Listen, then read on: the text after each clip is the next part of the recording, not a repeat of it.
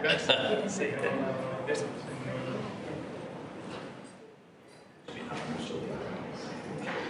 right, it looks like we are live, so good afternoon to everyone here joining us and those online. I might just get a quick sound check to make sure we are working online. We are, I'm getting the thumbs up. We do have our brand new system working this afternoon with our live system, so we're very hopeful that should work well to deliver today's message and future messages when we need them. But I would to obviously just note that we are here to discuss the impact of the tornado or the tornado and recent storm events through Bunbury, both in the Withers College Grove storm and then the recent one through East Bunbury, Glen Iris and Picton. And obviously we're just fully acknowledging that impact that it's had on a number of people, both whether that's through significant damage to properties, both residential and commercial, and certainly the thoughts with those who are doing it tough through this time. It is a very difficult time, but it has been incredibly well received to hear reports of neighbours sorting each other out, looking after each other, and this general feeling of people getting out there and supporting. So a very big thank you for those who've done that and offered that support. I've just heard a story from here just earlier from one gentleman talking about his neighbours who have been in there cutting up trees, doing things like this as well, just getting around and supporting. So it is very nice to hear these stories, and again, thank you for our community. I didn't introduce myself, but I am Jason. I'm the Mayor of the City. Joining me up here is Alan from the City of Bunbury, our CEO. We have Renee from the Department of Communities, and we have representatives from DFIS here as well with Andy and Hayley, and they'll be talking in a minute, both a current update, what's happening from that point of view, but we also thought it's a very opportune chance to maybe give a bit of storm readiness for those who are joining us here and online. If you're looking for some information, what you should just be ready for on the very, very hopefully unlikely chance that something like this happens again, but it has obviously happened a couple of times now. So just making sure that if you find yourself in a situation like this, you are prepared and are ready to do things. I might at this stage pass over for a storm update from Andy here, right, who's been the supervisor of this particular storm, to give an update on where we currently are and a perspective from DFIS. So I'll pass over to you, Andy. Thank you, Mr. Mayor. Thanks for all those who were able to make it online and in the room today. So my name's Andy Wright, I'm the Superintendent for the Southwest region.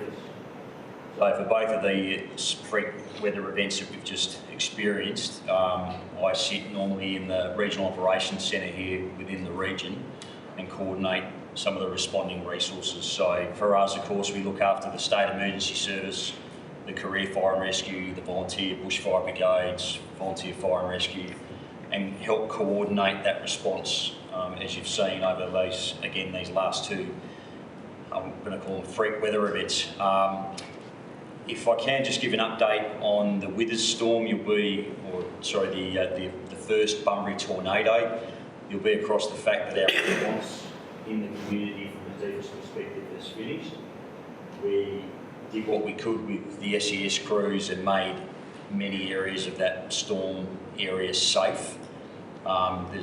People will see visually that there's tarpaulins and there's temporary repairs to a lot of the area, but that's as far as our involvement goes. And then our DFIS recovery team continues work with the city. It's a city-led recovery event with some support from DFIS, from the state. So the responding crews, or the responding aspect of the tornado for us, is finished. Then with the second event, the Kumbana storm that went through on the last weekend, again, we've managed to do all the jobs that were reported to DFIS from a response point of view. So another multi-agency response, there's a lot goes on behind the scenes, but for us, all of the requests for assistance into the community have all been dealt with. Now we realise that some of those repairs are temporary, as I said before. Hopefully most people, if they've been able to and they are insured, have been in contact with insurance companies and builders, etc., and been able to actually progress some of those repairs. But the actual the impacts for us, as far as again responders go, we're finished. So the recovery aspect will continue again with the city, but those two storms for DFIS are now done. Now the only thing I did just say to the Mayor was that the Bureau have assured me that just because we've had two events does not mean we'll get three. So we'll keep a really close eye on obviously what the Bureau publishes for us, and we'll keep those warnings out to the community as we normally do. But it just doesn't come with any guarantees. So there'll be a Q&A at the end, I'm sure, just a minute. But yeah, just briefly, again, we've dealt with our aspect of the storm at this stage. Thank you, Andy, and again, a big shout out and thank you to DFIS and their work that have occurred over both of these events. And I did some radio the other day, and there was this conversation around fatigue, and obviously, again, workers' fatigue, both from people who are dealing, and as we're going into a storm period where you're going to have a DFIS, SES, and those kind of things, with some power crews working some very, very long hours. So to those people out there doing that work, thank you so much, and on behalf of the city, thank you for all that support. It's been very well appreciated, and once we get to the end of this and clear this, I'm sure we'll be able to sit back and relax and have time to enjoy each other's company in that time.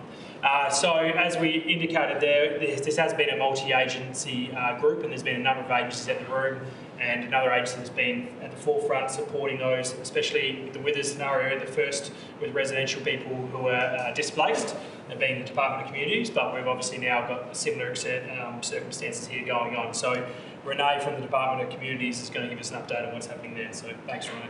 Thanks. So our side is the response phase and then through to the recovery. So we are responsible for the evacuation centres, we assist with that. Once that has shut down, we then move into the recovery phase, and we then focus on the people and provide the supports in the community and to the people individually and collectively. So I just want to acknowledge that we know that the experience is different for everybody. We understand that people are going to react differently. There's going to be some anger, there's going to be some frustration, some helplessness, some hope. But we're all in this together. I encourage you to support your community members, check on your family and friends, check on your loved ones, check on yourselves. It is really important that the community comes together. And we're also going to be there. So we're going to be there along with everybody here, with some of the other support agencies such as Red Cross, Salvation Army, all the likes. We've got some personal supports that we can provide. That if you want to, if you need anything, any information, anything like that, pop in to see us in the hub. I think the city has that up on the website, so the hub dates are there. We've also got a disaster response hotline number that I believe is on there too. It's a 1-800-032-965 number. Call that number, have a chat, come and see me afterwards if you want to. If you don't know what supports there are out there, that's the best place to start, is just check in and find out. And even if you're not directly impacted, so if your house may not have been impacted, but further down the line you may find out that there's some things that pop up for you, come in and have a chat and we'll see what we can help you with ongoing. Thanks, Renee. So as we indicated now, as we move past that emergency state, the city have been taking a lot bigger role in the clean-up and the ongoing recovery. So Alan, the CEO of the city here, is going to give an update from that. Alan, over to you. Thanks, Matt.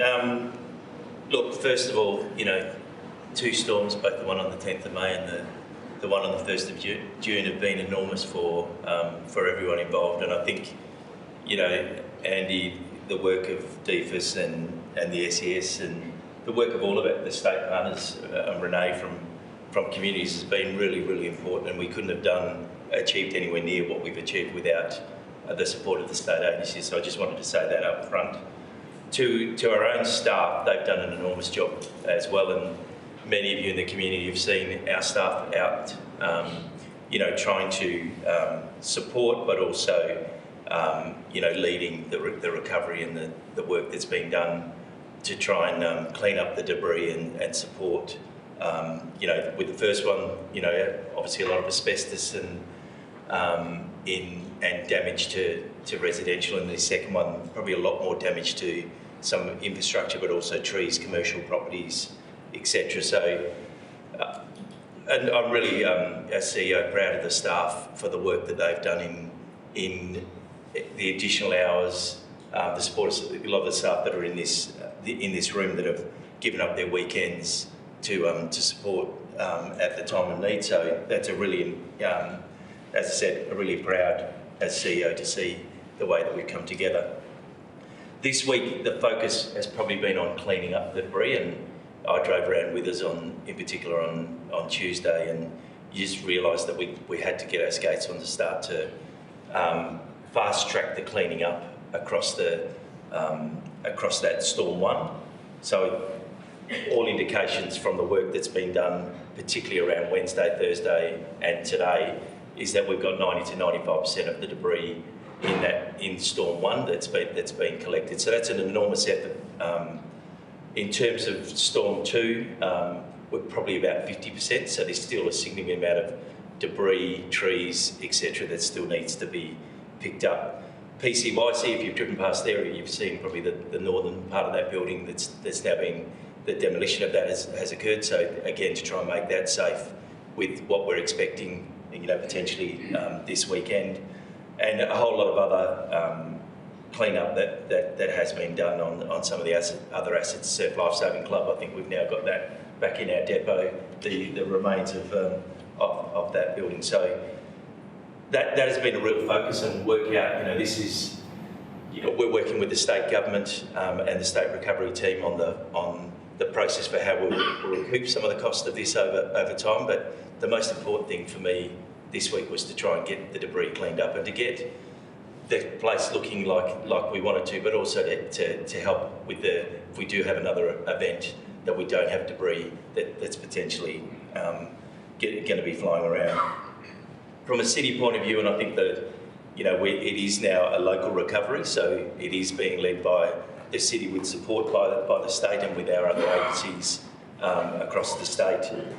The city has put in a structure that will support ongoing, because this does become business as usual for some time, particularly the community aspects and in the support that we need to give from the wellbeing point of view to our community who have been severely impacted by the two events. So we will and have put in a structure to support that, and we're still working through that. That will still be with state government support. So the state government, whilst it's led by the City of Bunbury, the state government are very much partnering with us to support us in all aspects. So again, we really appreciate that. Our local government partners, so even this week in the work that we've done this week, the Shire of Harvey have lent us equipment so that we can to assist in the clean-up. Some of our businesses, the Pearson-Tinis, JP Metals, etc., the Arbor Guy, our Picton Civil, they've all been instrumental in helping the city get to where it's got to. So again, you can't do it by yourself. We need partners, we need business supporting us, we need the community looking after each other to do that. We'll continue to work with the State Recovery Centre. We'll continue to work on the clean-up. We'll put the structures in place that support both the social and community aspects, the built form, and then the financial and economic. So there's lots more that needs to be done, but we are getting ourselves in a position where we'll continue to support what we need to do to support our community. Thanks, Ben. Thank you, CEO, for that update. So we wanted to have a conversation now about the storm preparedness. So Andy, I think between yourself and Hayley are leading this, so I'll pass straight over to you guys to discuss that. Thanks again, Mayor. I'll just get a quick brief on what we've received from the Bureau this afternoon. So, Short of the weather updates coming in between now and Saturday, I'll just ask for what the most likely interpretation is. And we are just seeing that light showers should be through with us till Saturday. The winds increase on Saturday evening, and the front's expected to arrive around midnight on Saturday night. Now, a couple of key points though. This front's a lot faster moving and isn't as moisture rich as the last two events have been. So with that in mind, although we might get some heavy rainfall, it is significantly reduced with this event. So we've had some freak sort of squalls go through even yesterday, as you're all aware, but the likelihood of intense long-term rainfall has been reduced. Behind the front, we've got a strong westerly flow with some gusty showers for Sunday, and that'll continue through to Monday. Now, as far as the winds go, and of course for us with these temporary repairs already in the community, we've got a couple of vulnerable areas. The wind has now been, the likelihood of a severe weather warning being issued is marginal. So if anything, those wind speeds are looking up to about 100 kilometres an hour. And I will say that prior to these two storms events, that 100 kilometres an hour between sort of the Capes and Bunbury, we generally wouldn't blink at. We know that most of the buildings have been copying that sort of weather for some time, and although we might raise our awareness about what's going on for a weekend event or for weather at any time, especially overnight, it's not something we would put extra staff on call for under occasion now. Now, with the change in the environment for this weekend, knowing that again there's these two vulnerable areas of the community, we'll have a couple of staff that we've identified. We've brought some extra crews on call from the Metro, and that's to help respond to, again, any sort of requests for assistance that come in those two areas. Continuing just with the weather though, that's likely to be just south of Bunbury around to Bremer Bay, with its exposed coastal locations at most risk. And then there is actually, following the front on Sunday and Monday, they're looking at possibly some large wave activity along the coast. Again, a different type of risk this time, but you may see some warnings come out for that. Ultimately, what we'd like you to do is keep up to date with the warnings on Emergency WA and obviously through the Bureau. And as those severe weather warnings are produced and publicised, you'll see notifications come through on your relative apps, etc. So, and we'll, if we do have any sort of severe weather warnings come through, we'll be straight onto the city. Know that that'll be pushed out through their own channels, I'm sure, and we're here to assist. So that's a bit of a wrap up for the weather, although I'm no weatherman, as you can tell. So, but what Hayley's our community preparedness advisor. Sorry, Hayley, without a formal introduction. So Hayley's responsible for all those programs that DFIS run and have information for the public on. A lot of this information is available on the websites, but what Hayley's put together is a PowerPoint here that she'll run through now. So, thanks, Hayley. Thanks, Andy. As mentioned, we're really closely monitoring the weather, and if needed, we will put something on Emergency WA to warn you, so please keep an eye out.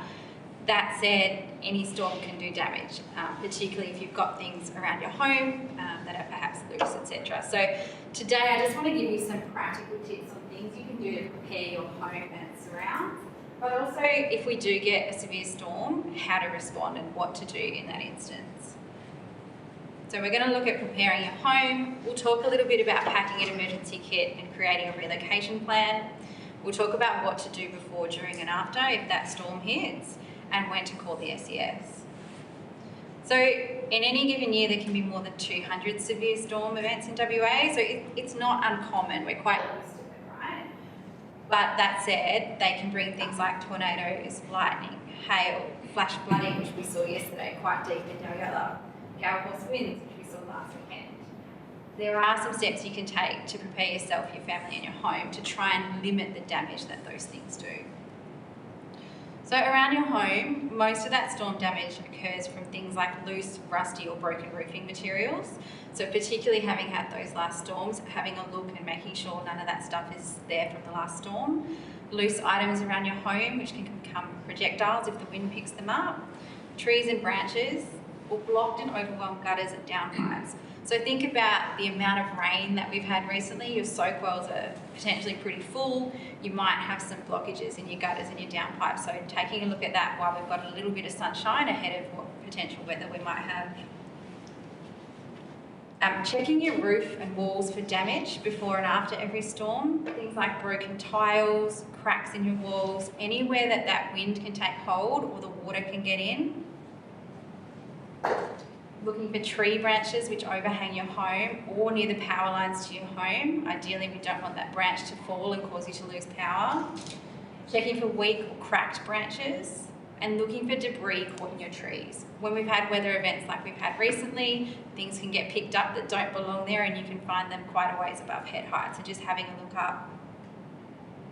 You should be regularly checking your gutters, downpipes and drains for damage, a build-up of leaf litter or other blockages. And I can stress for you, check your insurance. So make sure that it hasn't lapsed, that you're covered, that you have what you need in your coverage as well. It'll go a long way to helping you recover if something does happen down the track. Packing an emergency kit. So hopefully you have an emergency kit in your home for any kind of hazard, whether it be bushfire, storm, etc. It doesn't have to be bigger than Ben-Hur. There are items you can pop in there that are everyday use items. Just having it in that one place. If the power goes out and the lights are off, you know where to find it and it's easy to grab. You might lose utilities, you might lose your power. We lost gas, I think, during the first storm. You might lose access to mains water. It might even be difficult to go outside. So during the tornado, we had some hazmat, some asbestos and things on the outside, so it was difficult to leave home. Make sure that emergency kit's well stocked with the essential items for you immediately after the storm. So, you know, if you have medications that you need, what are the things that are relevant to yourself? If you have pets at home, if you have small children, just thinking about your situation. So there's a list up here about a few different examples. Can I stress things like battery operated AM/FM radios, so that if your power goes out, if you run out of charge on your phone, if all of that falls away, you've got that battery operated radio so you can keep up to date on what's happening. A waterproof torch with extra batteries, and those battery packs for your phone charger. There's a few other examples up there. Again, you can find all of this on our website. Creating a relocation plan. So storm is one of those ones that we feel like we get a lot of the time and we don't really have to leave home, so we don't think about planning for relocation very often. As we've been reminded in the last couple of weeks, there are sometimes circumstances where we do need to leave home when that storm gets bad. When we go through an emergency, we can get a little bit stressed and it can be hard to make decisions. So it's important to try and make that plan beforehand so that your stressed brain doesn't have to decide what to do. So things like, where will you go? That might be a friend or relative's house, it might be the local evacuation centre if one is opened, just deciding beforehand. How will you get there? And it's a good idea to think about two routes. If you have somewhere to the north that you can go or somewhere to the south, what happens if that road is blocked or flooded? What will you take with you? Who will turn off your utilities, electricity, gas and water? And who will look after your pets and animals?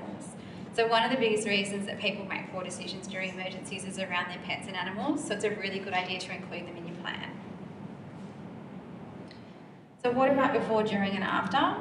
When a storm is forecast, obviously there are things in your yard that you want to have out there for your quality of life, like your patio furniture. When that storm is forecast, it's time to put it away, bring it inside. So things like your trampolines, if it doesn't have the netting, you can turn it upside down and put something on it to weigh it down. If it has the netting, you might want to use something like the anchors around the bottom. Making sure kids' toys and things are put away. Essentially anything that can become a projectile if picked up by the wind, you want to have that put away. So move your vehicles under cover, and it sounds obvious, but if possible, not under trees, and ensure your pets and animals are in a safe, sheltered place. When that storm hits, if you're sheltering in your home, close your curtains and blinds and stay away from your windows. You want to make sure you're not right next to that glass if a branch comes through or something else happens. If your home is damaged from the previous storms, only stay there if it's safe to do so.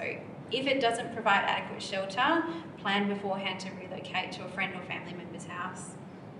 If there's lightning, unplug your electrical appliances and don't use your landline telephones. And if there's flooding, use sandbags to prevent further flooding. I do have some fact sheets down the back about how to create a sandbag. You can also find them online. A lot of us have pillowcases lying around too. If you get desperate in a pinch, you can fill your pillowcases with sand and they make really good ready-to-go sandbags. If you're outdoors, find safe shelter away from trees, away from power lines and metal objects, stormwater drains, rivers and streams. Thinking about those things around us that can become projectiles and present a danger to ourselves. If you're driving, slow down, turn your lights on and keep a safe distance from other drivers. It sounds like common sense, but it's just a reminder when you get a little bit stressed to do those things. If you can't see, it's not silly to pull over and put your hazard lights on and wait until the rain clears a little bit so that you can see. Something I want to stress, staying up to date using credible sources of information. I can't tell you how much misinformation I've seen on Facebook over the last few days from well-meaning people who are finding other stuff on the internet and trying to share the information, but some of it can be scary for people who've gone through this recently, can be dangerous if it's particularly incorrect. So finding that information from those credible sources. So your source of truth is Emergency WA.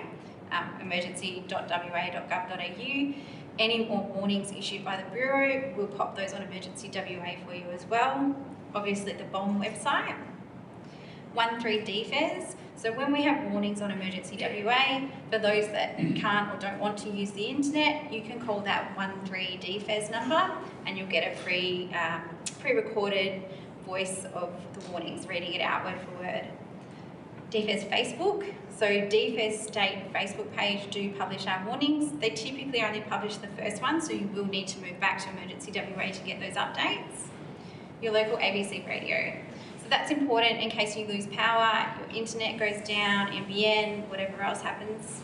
Make sure you've got access to an ABC radio. And your surroundings. We've gotten very used these days to having someone tell us what's going on. If you're seeing things around you that are making you feel unsafe, respond accordingly. After a storm, so once the storm has passed, go out and check your property for damage, but remember that there can be hazards left behind by the storm. Be aware of things like fallen power lines. If you do see a down power line, you should always treat it as live. You need to stay at least 8 metres from that power line because that power can arc even if you don't actually touch it. If you do see a down line or the power's out, call 131351 to report it to Western Power. And be aware of other potential hazards. Debris in trees or over power lines which you're not expecting to be above you, trees in the road, or even hazardous materials like the asbestos we saw after the last tornado.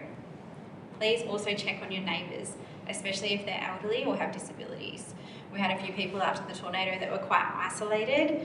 We weren't necessarily able to get to them, but if you can check on your neighbours, please do so. The last thing I want to touch on is the role of the SES.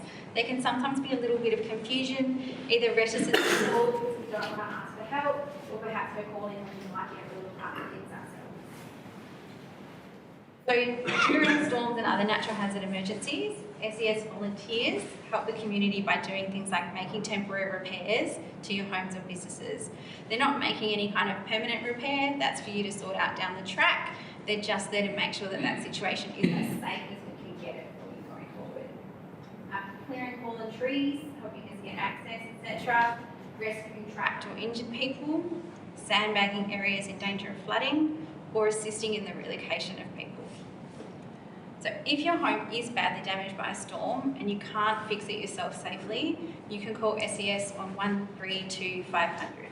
Obviously in a life-threatening emergency, please call 000 instead. Just to note too, SES volunteers have received 300 calls for assistance since the 10th of May. So in just, it'll be 4 weeks, they've gone out and answered those 300 calls for assistance. So just to recap quickly, a bit of homework for you all. Prepare your home for storms if you can. Pack an emergency kit. Create that relocation plan, and it's as simple as answering those couple of questions for yourself now so you don't have to figure it out later. Learn what to do before, during and after a storm, and the biggest thing I can stress there is understanding Emergency WA and know when to call the SES. That's it from me. Thank you very much, Hayley. We appreciate that and all very important.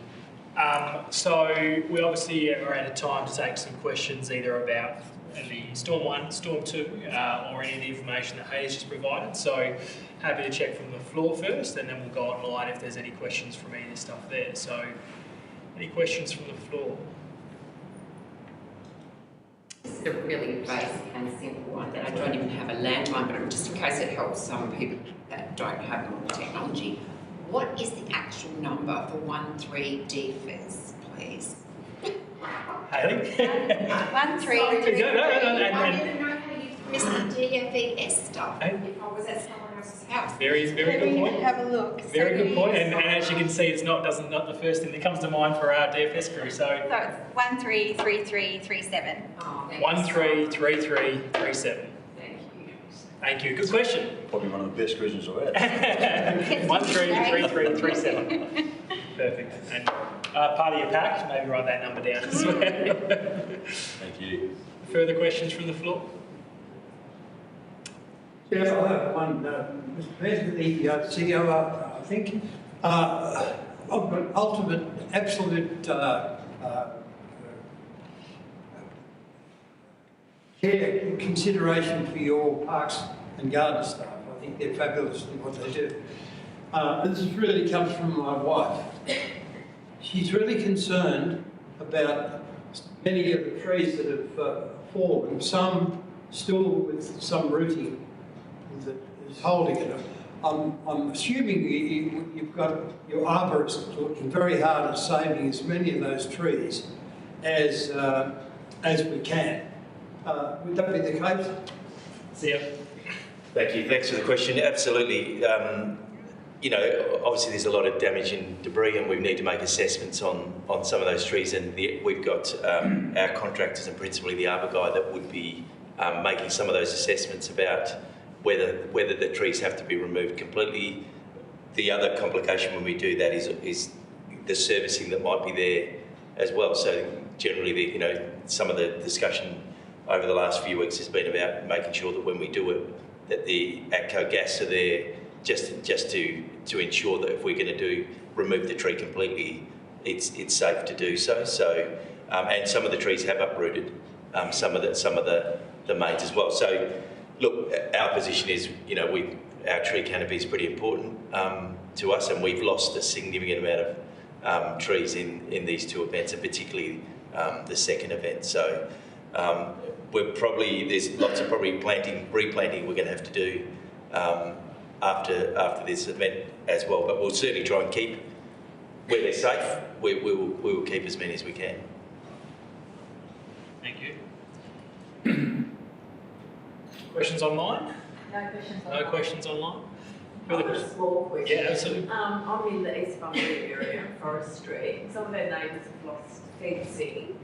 So it's only Super 6, it's not asbestos, it's been checked, and they've put them on the road verge, and they're just wondering, have they missed the collection time? Are they coming back and doing another collection because it's taking a while then? Yeah, definitely. We definitely are. I think the CEO just indicated we're at 50% in there, but I might just ask him if you've got an idea when that might be done.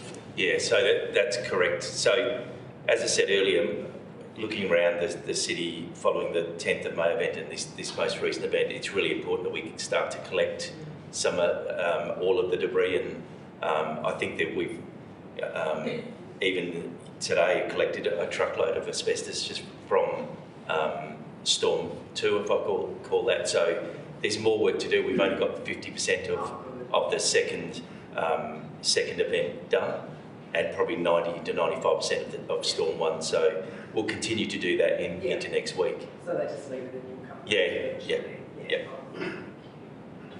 Just getting the time that you allocate to, because like at my place, we've got a whole maybe 30 sheets down, and obviously we can't move them, me and my wife.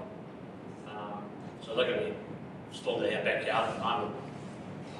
Got birds that are later, but obviously fencing contractors will probably maybe put them out the front, but what's the situation there? That's on forestry as well, isn't it? Forestry, yes.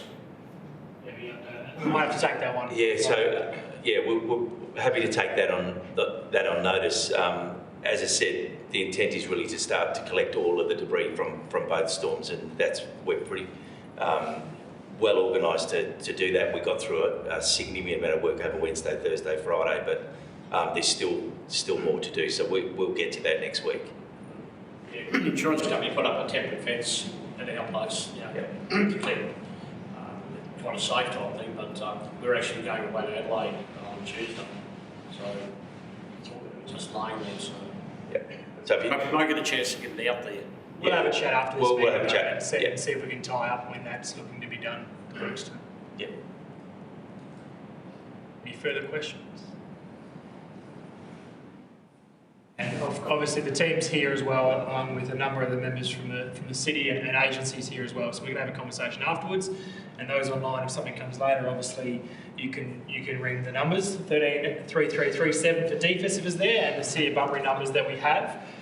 So we'll probably close this particular meeting now. And again, just stress the thoughts for those people who have been impacted, but also obviously just the great thanks for both crews that have been involved in terms of services, the City of Bunbury, but also each other and your neighbours for getting out and supporting each other. let's hope that we have plenty of rain, because we need our rain over the coming weeks, but the wind side of things certainly slows down a bit, because we don't really need another one of these events anytime soon. So, but as we've just been pointed out, some of those things we need don't take for granted and do be prepared. But wishing everybody a very safe weekend and enjoyable weekend. Thank you very much for tuning in and joining us today. Thank you. Thank you. And for those who are with us, there's plenty of snacks there, which feel free to enjoy some snacks.